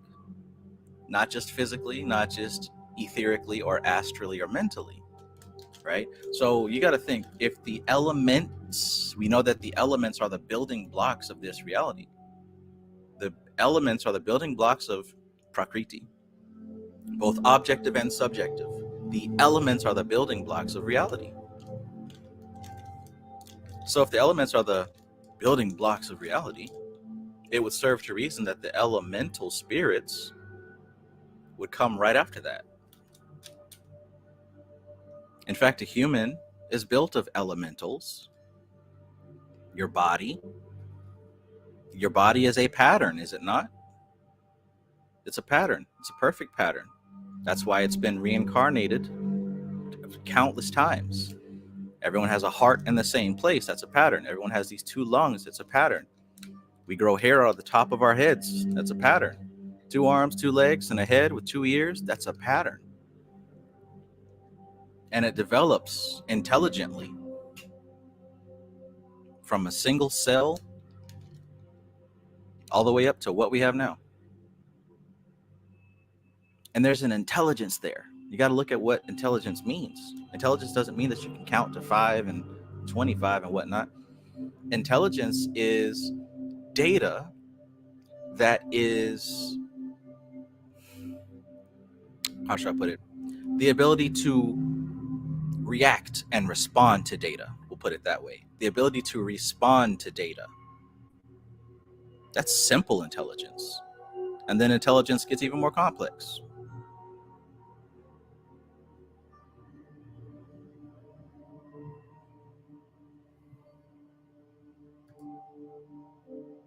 But the reason I asked the question about the Ouija board is, these intelligences are more than likely what we're going to communicate with.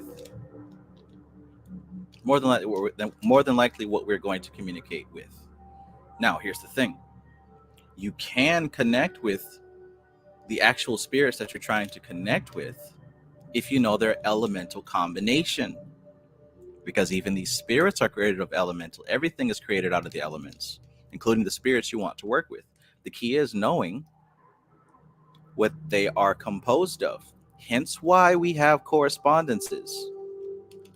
Even if you look at the Goetia, maybe somebody has S. Connolly's demonic Goetia. Demonaltree Goetia, that's it, the Demonaltree Goetia. Or perhaps you have a book on spirits in general. You'll see that every spirit is going to be associated with an element or a combination of elements. And if not directly, in code by saying it's associated with a planetary spirit or an astrological spirit. Because guess what? The planets have elemental composition, and so do the astrological signs. Why do we say that Venus is an Earth-related planet? Or we say that Mercury is an air-related planet? Saturn, Earth. Mars, fire. Aries, fire. Taurus, Earth sign. Gemini, air sign, etc. ad nauseum. So if this is the case, this is just how I'm thinking. If everything is created on the elements, by the elements, right? It's even in the name of God, right? Yod, Hey, Vau, Hey, Tetragrammaton, Jehovah, which are the four elements. The four-letter name of the Tetragrammaton are the four elements. So if everything's created out of the elements, it would be a very good idea to learn about the four elements. That's just how I'm thinking. It would be a great idea to understand about those four elements.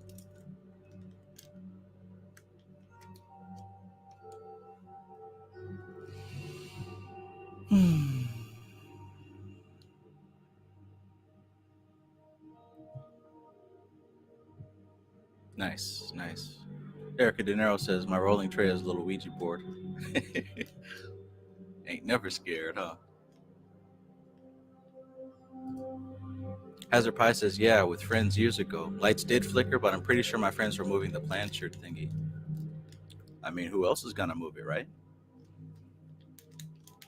Most everything these spirits do is through us anyways.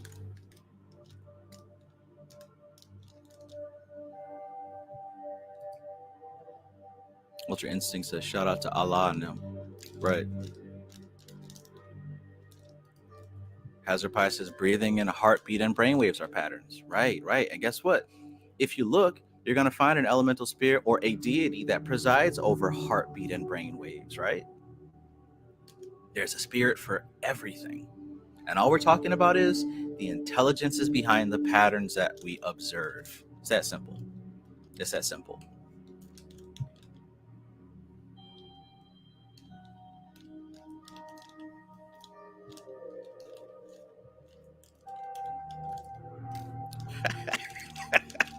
Oh yes. How can we forget the one where Citri is 50 Cent with a big bag of weed? Amazing. And hell, that was a pattern. That the author of that book, that's the pattern that he understood the energy of Citri as. 50 Cent with a leopard head and a big bag of weed on the table. And I'm sure some other yeah, he did say the rest of it. BBC Citri, that's what it was. The Bloggers Purge show. Peace and greetings. All right, so any questions, any comments, anything that you observed that I may have missed about this whole thing?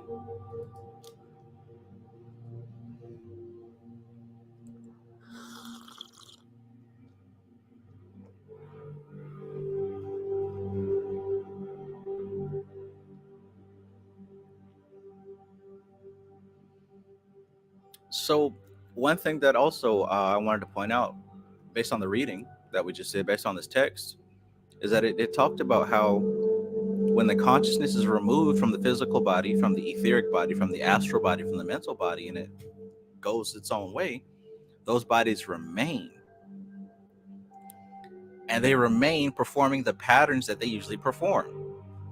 So if you wanted, here's the thing, like most people don't know this stuff, right? So say you do your Ouija board thing or whatever necromancy you do, and you wanted to get in touch with Peter, and then you get in touch with Peter's astral body, and you observe that Peter's astral body is performing and speaking and behaving in the way that Peter would normally perform. That's enough to convince you, is it not?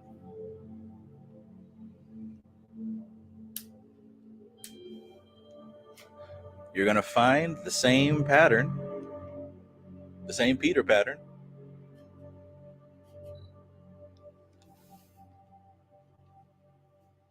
Peter pattern.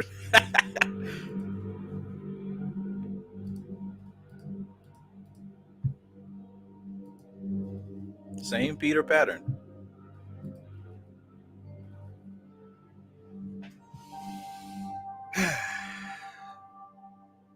Good stuff. Good stuff.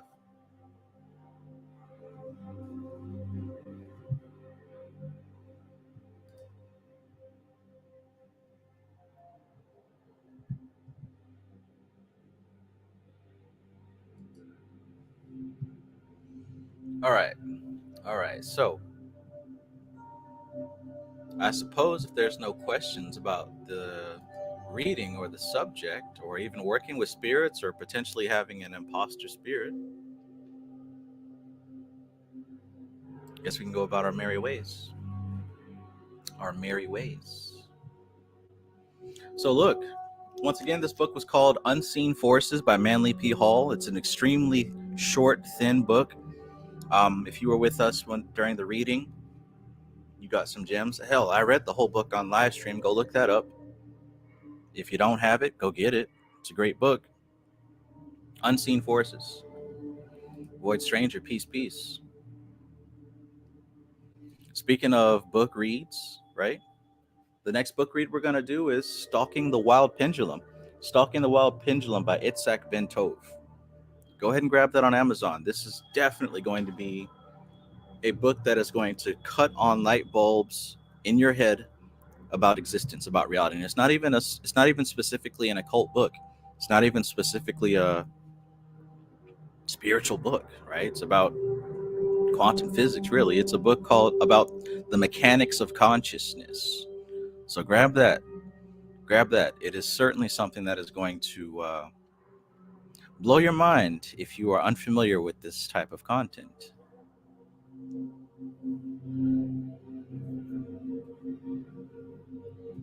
If you missed the book that I recommended earlier at the beginning of this stream, for those of you building up your library of correspondences, which is everyone who's a practicing magus, witch, whatever, you're going to want to get a hold of this book here. It's called The Rulership Book. The Rulership Book by Rex E. Bills. And what makes this book so useful and appropriate is that it's pretty much a correspondence. What's the word I'm looking for? Not a dictionary, but basically it's a book that is in alphabetical order that has like every subject or every topic or everything that you can think of and the astrological correspondence, right? So if you think about tomatoes, it'll tell you what planet it's associated with or what elemental sign it's associated with. Encyclopedia. Thank you, MC Maestro. Check that out. The Rulership Book by Rex E. Bills. And also, it's my birthday, or it was my birthday. It's my birthday week. If you'd like to get me a present, just tap the link that is pinned to the comments here. It's to my GoFundMe, because specifically the present that I want this year is a new phone. And if you'd like to help me out towards that, tap the link at the top of the comments. It'll take you right there. We're almost there. And yeah. Wow, so nobody has any questions or comments about spirit stuff? That's different. Usually there's something. But granted, it is pretty late, right? It's like 1:40 a.m. for me, so I'm sure it's late for you. Hazard Pie across the ocean just woke up, so I know it's late.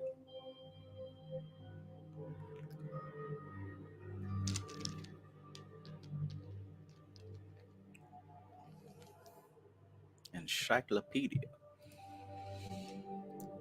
223 Soldier says, does the government send spirits? I guess I'd ask you really to clarify what you mean by that as far as send. But yeah, clarify what you mean by send and also what you mean by spirit, because everyone all the time is working with spirits. Everyone all the time. Right now, we're having a spiritual connection, right? I suppose I don't really understand the question enough to give what I would consider a clear answer. There you go. MC Maestro says the government is a spirit. That's a better way of looking at it. Hell, YouTube is a spirit. Its physical manifestation is this particular app.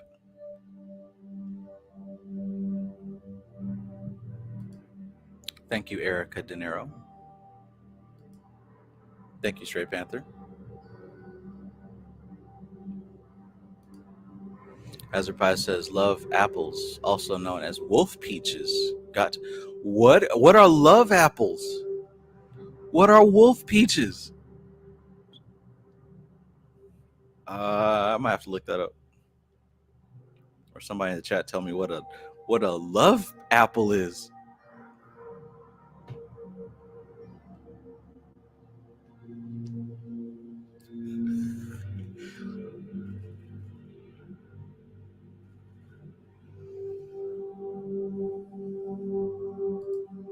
Odd Falcon says, "Are you a tranquility person?" What does that mean? Oh, tomatoes. Gotcha.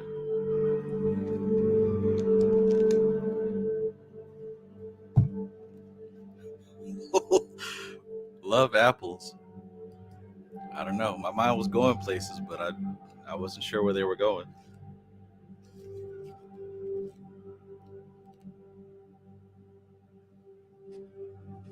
Let's see where love apples are. Wow, they even have theosophy and theosophical teachers in here. That's cool. Love apples, love apples. Here we go. So it says that tomatoes are ruled by Jupiter, Neptune, and Mars. Jupiter, Neptune, and Mars. I can see Mars as far as the redness of the love apples.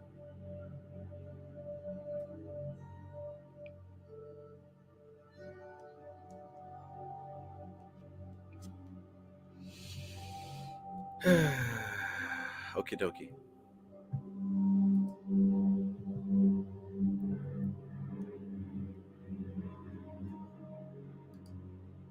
Seba Hiko, the spiritual scientist, says, "What are we reading? The Room?" The Room.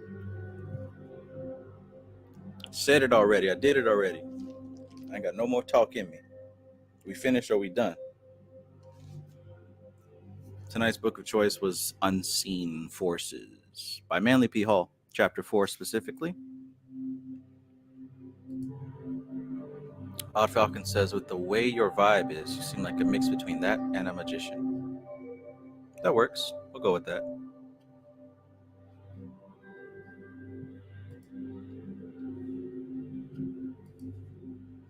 Yes, love apples are very juicy. Nothing like having some love apples in your mouth. Bookari here. Peace. Bakuri here says, "Bro, I dreamt of you 2 days earlier. You gave me a sigil. Did you draw it? Did you write it down? Did you use it as a gateway back to the dream? Because that would have been the major thing to do."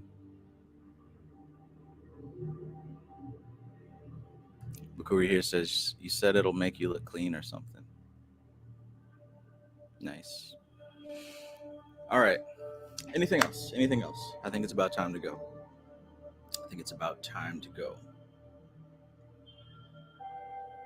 Be sure that when you are working with whatever spirit you choose to be working with, you have clarity of purpose, right? Know why you're working with that spirit.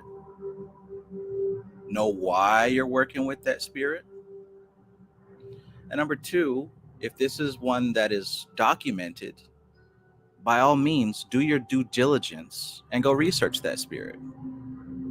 These are two surefire ways to not be deceived by an elemental or a larva that is taking the form of what you think you're working with. Have clarity on your purpose and do your due diligence and research of that particular spirit. Cross-reference, right? That doesn't mean just one quick Wikipedia page. Look up as much as you can about that spirit, because that's part of the ritual. As you reach out, it is reaching towards you. That's how this whole game works. As you reach forward, it reaches backwards. You meet in the middle. But if you don't do any reaching, all you got is what you have. And if you are working with elemental spirits, you have a choice to continue working with them or to send them elsewhere. This isn't necessarily something where it's like, oh, I got to protect myself, I got to banish, unless, of course, you're working with something that is harmful, which in that case, why were you doing that in the first place? Hazard Pie says, "I think be wary of anything that seems to have an agenda too, or tells you you have one." Right. Right, that's a big one. Because here's the thing. If there's an entity that's telling you, right, or has an agenda, again, we're looking at patterns here. It's a pattern of something else that you may not be involved with or may not have your best interest at heart. At no point has the spirit told me to go harm another person. At no point has the spirit told me to go harm another person.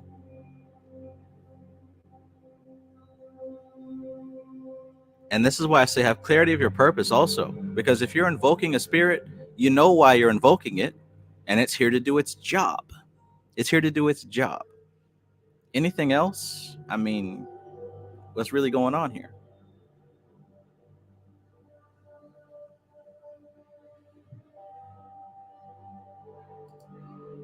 Trey Kage says the preparation is just as, if not more, important than the work.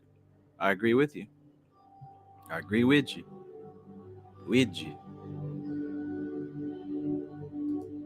Animali says, "Oh yeah, you were in my dream at the end of the night, asking me what I saw. Do you remember what you saw?"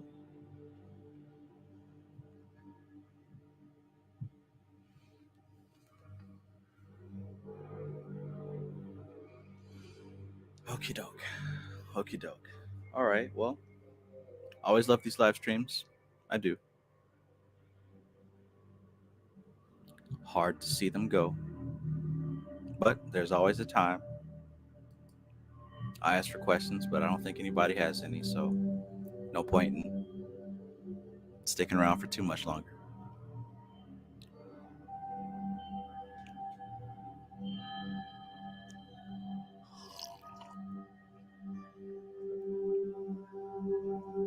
Peace to the spiritual scientist. Peace, peace. Guys, I saw a really interesting documentary. It kind of blew my mind in a way because I never heard no stuff like this before.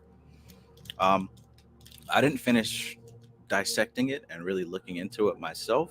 I literally just watched it before this live stream, but I'm going to share it in the chat. If you're somebody who is open to learning about things in history that may not have been taught to us accurately, this podcast here might really shake you up a bit. I'm going to put the link in the chat, right? I don't even want to say it yet because, like I said, I didn't finish breaking it down myself. I don't like to just take something in and run with it. I like to really do my own research. But I'm going to share something in the chat.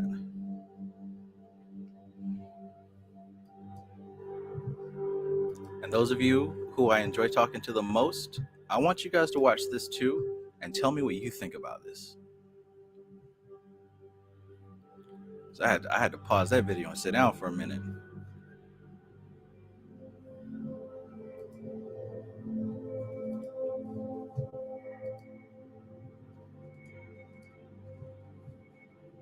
And now I understand why the ancients had the oracle had to be a virgin. So that those chemical imbalances wouldn't hamper the message. All right, so check that out right there. Tell me what you think about it.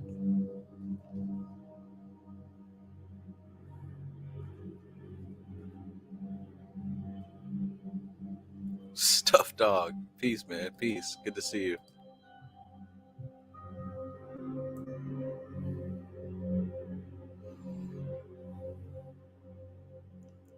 All right, where we at? I thought I saw a question. I could have sworn I did. All right. Sharon Bryson says, should sigils be burned after spell work? It depends. That's not a one-all question. It depends. If you feel like that's what's supposed to happen, if that's part of the ritual, then yes. It depends on your intention, right? When I use sigils, sigils are used as a condensed pictorial representation of the force that I'm working with.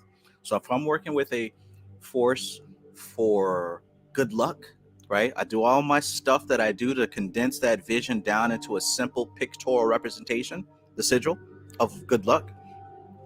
and I draw it, and I personally put it in a place where I'm going to see it on the corner of my eye all the time. So I might put it up on the wall next to the light switch or something. So every time I pass the light switch, I see it and let it just soak up into my subconscious mind. That's how I do it, right? So my sigils I keep around until I forget what they're all about. That's me. You might be different, right? You might want to have the sigil and burn it as a way to give yourself a subconscious emotional spike of, burning something and being all mystical and spooky. If that's what you feel is going to help it imprint into your subconscious mind faster, burn the sigil, right? That's not a one way answer. It depends on how you're trying to impress your subconscious mind. You can impress your subconscious mind gradually over time in small doses if you have the patience to do that, or you can impress it on your subconscious mind drastically in explosive fanfare. Same thing goes for like cutting people and all that other good stuff. Or cutting yourself, not people. But yeah, rituals can be done on one extreme gradually and slowly over time, or two, quick, fast, and right now. And then there's all sorts of in between. I prefer the slow and gradual because I'm not really in a rush. Life is kind of balanced right now. And hardly ever is there any reason to be like, oh my God, it has to be done right now. That's me. Hope that answers your question. Sharon Bryson says it was a claw neck sigil. Yeah, but again, it depends on your intention. Claw neck is just an entity. Depends on what you're actually trying to do, what the ritual is. The demon, the spirit, whatever, that's like, that's just another tool, just another vehicle. What matters the most is your intention. I know what most people use claw neck for, but you need to know what you're using claw neck for.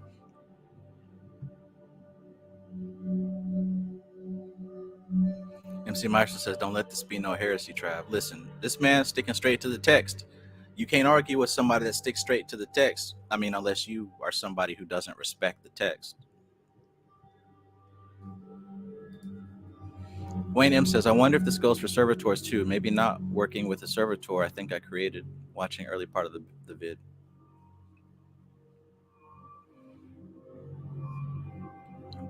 Maybe not working with the servitor I think I created. It's possible.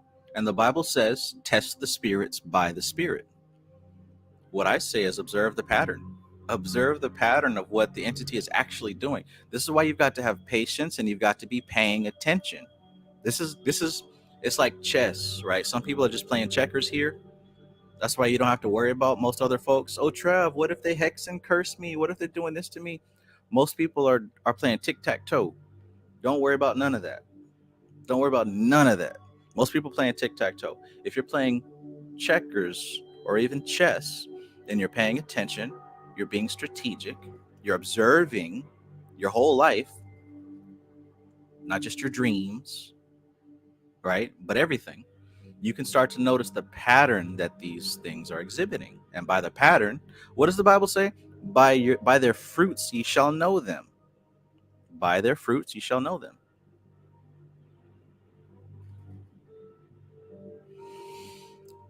Can you feel it? Can you feel it? Can you feel it? Man, that video was so epic. It brought tears to my eyes. I'm not talking about the one I just shared, by the way. I'm talking about that Michael Jackson video, or Jackson 5, I should say. Them folks is out of this world, man. Michael Jackson had a mind that was cosmic, dude. Like, I wanted to download this video and post it on my channel, but the last time I did that, YouTube slapped me on the wrist. That Can You Feel It video, it's like them coming down to earth and like sharing cosmic love. They don't make it like that no more, man.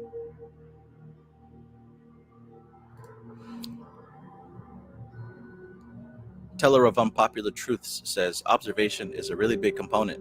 You can see how the spirits jump and cause chaos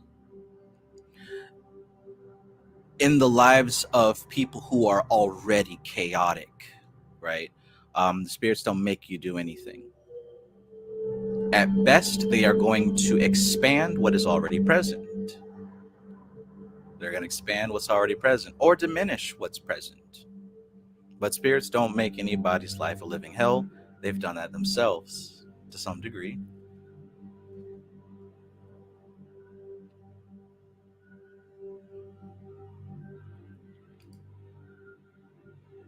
Thank you, Erica De Niro TV. All right, everybody. So I was pushing for 2 hours. It's been 2 hours. And I think we're going to wrap it up. Thank you for being here. I hope you enjoyed this content. I hope that you got something that you can work with, you can research on, you can think about later. If you enjoyed this video, hit the like button, because that's how the YouTube spirit responds to content, right? So I appreciate you if you did like the video. I appreciate you if you didn't. Thank you for being here either way. What's important is that the information is shared. And Stalking the Wild Pendulum next time. Donate to my GoFundMe so that I can receive this new phone birthday gift. The link is pinned in the top of the comments. And I'll see you all on Saturday, or maybe tomorrow. I think I might do a tarot read tomorrow. But either way, see you Saturday for sure. All right, everybody. It's been wonderful. It's always wonderful. You are the best YouTube audience people. My favorites.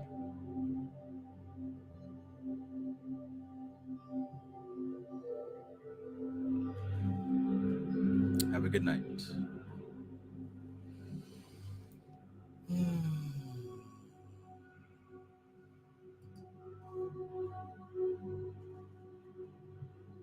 Okay, this is TK Trav, aka Travis Magus, here with LVX777. I love you all. Peace.